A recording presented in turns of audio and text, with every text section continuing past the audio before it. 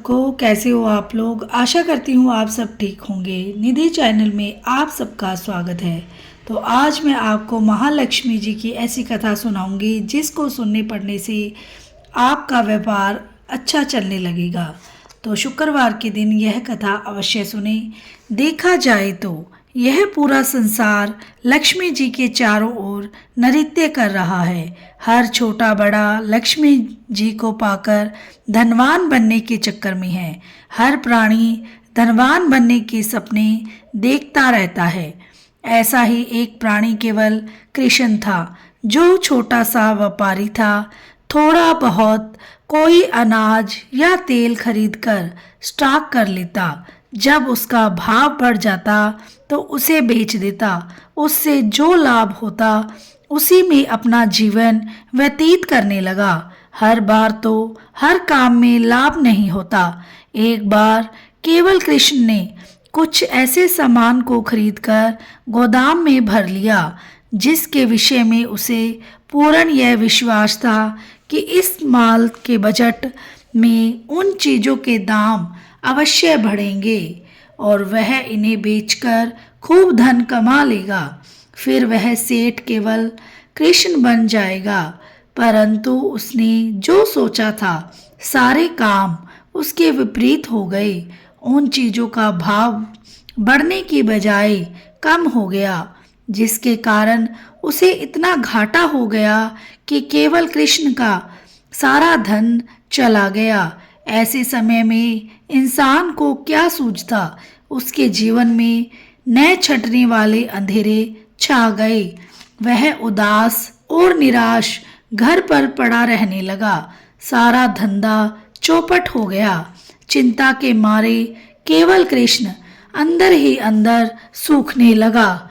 उसकी पत्नी राधा जब अपने पति की यह हालत देखती तो उसका दिल भी डूबने लगता। एक और घर में खाने को कुछ नहीं रहा, दूसरी ओर कारोबार बंद हो गया, तीसरा उसके पति ने खटिया पकड़ ली।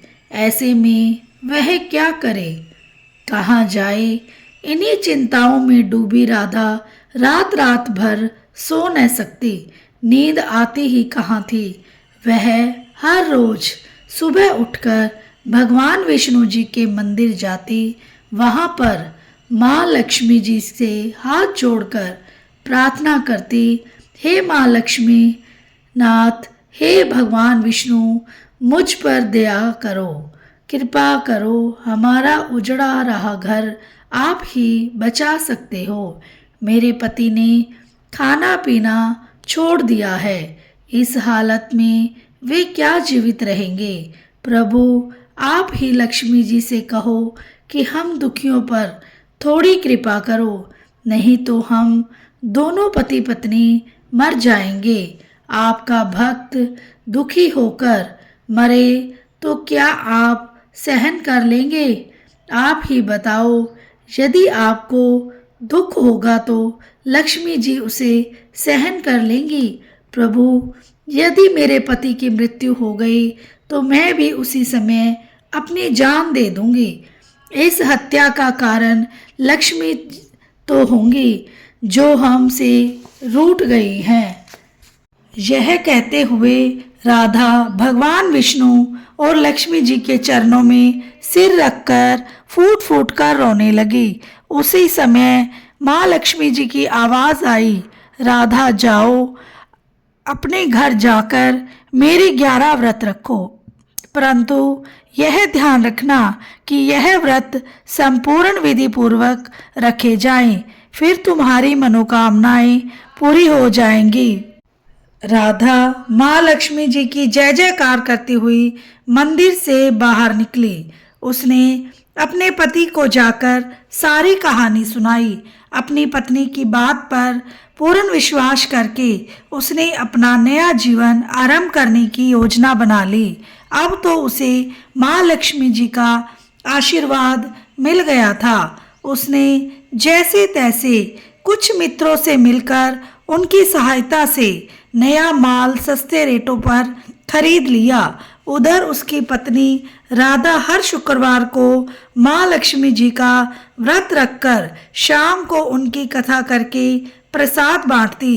11वें पर व्रत पर उसने 11 कुंवारी कन्याओं को खाना खिलाकर सच्चे मन से अपने पति के साथ मिलकर माँ लक्ष्मी जी की उपासना की। साथ ही 51 पुस्तकें सारा पब्लिकेशन वालों की श्री वैभव लक्ष्मी व्रत कथा की माँ लक्ष्मी के भक्तों को भेंट बांटी।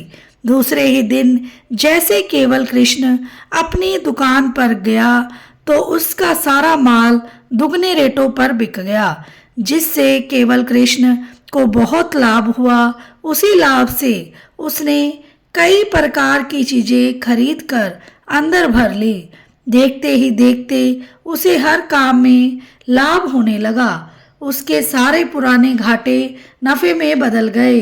कुछ ही दिनों में कंगला केवल कृष्ण सेठ केवल कृष्ण बन गया। उसने अपने घर में ही माँ लक्ष्मी जी का मंदिर बनवा लिया। सुबह शाम दोनों पति पत्नी उस मंदिर में बैठकर माँ लक्ष्मी जी और भगवान विष्णु की उपासना करते। राधा माँ लक्ष्मी जी के 21 व्रत हर वर्ष रखने लगी। बोलो लक्ष्मी माता जी की जय हो। वीडियो को लाइक, चैनल को सब्सक्राइब करना ना भूलें और बेल आइकन को ज़रूर प्रेस करें ताकि मेरी वीडियो की नोटिफिकेशन सबसे पहले आपके पास पहुंच जाए। मिलते हैं नेक्स्ट कथा के साथ। बोलो लक्ष्मी माता की जय।